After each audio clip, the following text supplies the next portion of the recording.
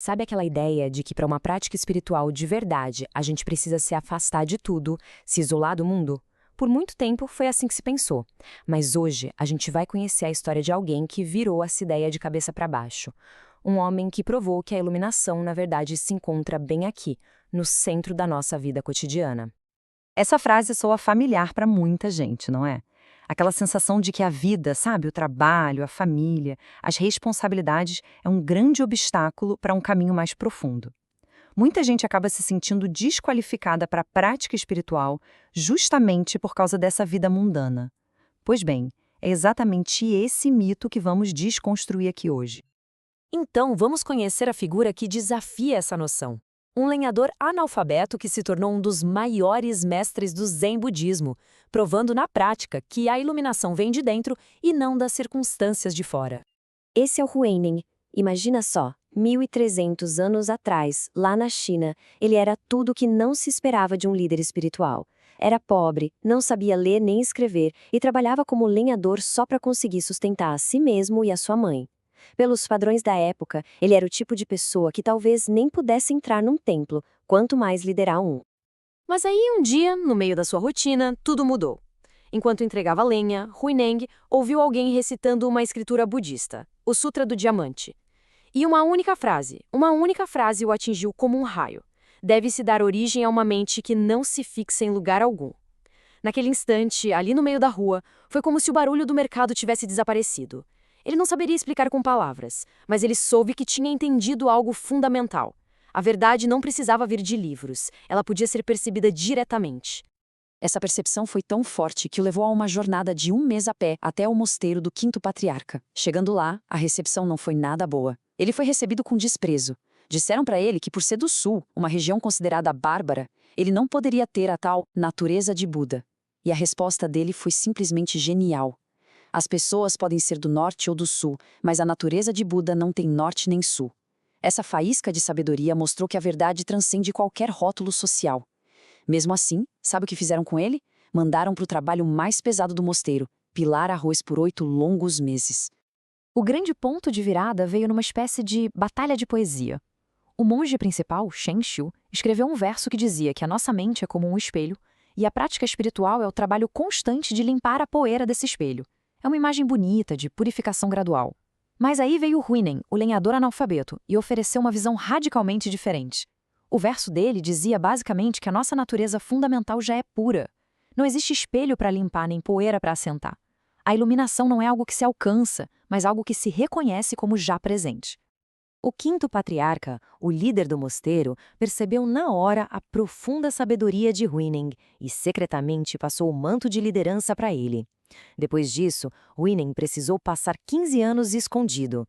Quando ele finalmente surgiu, compartilhou seu ensinamento revolucionário, contido no que ficou conhecido como Gata Sem Forma.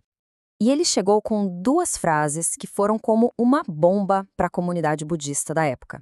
Ele disse: se sua mente já está em paz, por que precisa de regras externas? Se suas ações já são retas, por que precisa de rituais de meditação? Pensa no choque. Para muitos, isso soou como heresia pura, como se ele estivesse descartando as bases da prática. Mas, na verdade, Huineng não estava descartando a moralidade, ele estava internalizando ela. Para nós aqui no Brasil, isso pode até lembrar aquela ideia bíblica de ter a lei escrita no coração. Não se trata de seguir uma lista de não farás por medo, mas de chegar a um estado interior onde o desejo de prejudicar o outro nem sequer surge. Essa é a verdadeira moralidade, a forma mais elevada de seguir os preceitos. E o mesmo vale para a conduta íntegra. Não é só sobre parecer honesto, é sobre uma integridade tão profunda que a mente fica naturalmente calma. Pensa bem, o que mais perturba a nossa paz interior do que uma consciência pesada? Quando se age com total transparência e retidão, a mente se aquieta. Essa calma é o verdadeiro estado meditativo, encontrado não numa almofada, mas nos atos da vida diária. Ok, tudo isso é muito bonito na teoria, mas e na prática? Como isso se traduz no nosso dia a dia?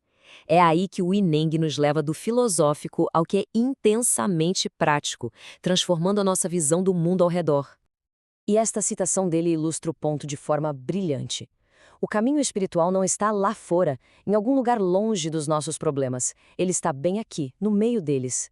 Tentar encontrar a iluminação fugindo da vida é como procurar algo que não existe, como um chifre de coelho. Nossos desafios não são distrações da prática, eles são a matéria-prima da prática. A história da família Pang é a prova viva disso. Pang Yang era um comerciante muito, muito rico que, após seu despertar, afundou toda a sua fortuna num rio. Ele não fez isso para se tornar um eremita, mas para viver uma vida simples com sua esposa e filhos, tecendo e vendendo cestos de bambu. E o mais incrível, todos eles se tornaram mestres iluminados, não apesar do trabalho comum, mas através dele. Então, como a gente aplica isso? Primeiro, praticar no momento. Ao lavar a louça, apenas lave a louça. Sinta a água, o sabão. Essa atenção plena é meditação em ação. Segundo, praticar nos relacionamentos. As pessoas que mais nos desafiam são as que melhor expõem onde precisamos crescer. Elas são nossas professoras. E terceiro, praticar na rotina. Cada tarefa diária é uma chance de estar presente. A vida não atrapalha a prática. A vida é a prática. Então, para resumir, os 3 pontos essenciais são estes. Primeiro, ninguém está desqualificado da prática por viver uma vida comum. O lenhador analfabeto provou isso. Segundo, os problemas e frustrações da vida não são empecilhos, eles são o currículo, o material de estudo personalizado para o nosso crescimento. E terceiro, o objetivo final não é a fuga, mas a liberdade e a consciência dentro deste mundo. E isso tudo nos leva a uma reflexão final. Se o mundo é o nosso mosteiro, e as nossas dificuldades são os nossos professores, quem ou o que tem sido o maior mestre na jornada de cada um de nós? Pode ser uma pessoa desafiadora, uma situação difícil, uma responsabilidade pesada. Talvez o maior presente desses mestres seja nos forçar a levar a teoria para a prática, a viver a sabedoria em vez de apenas admirá-la.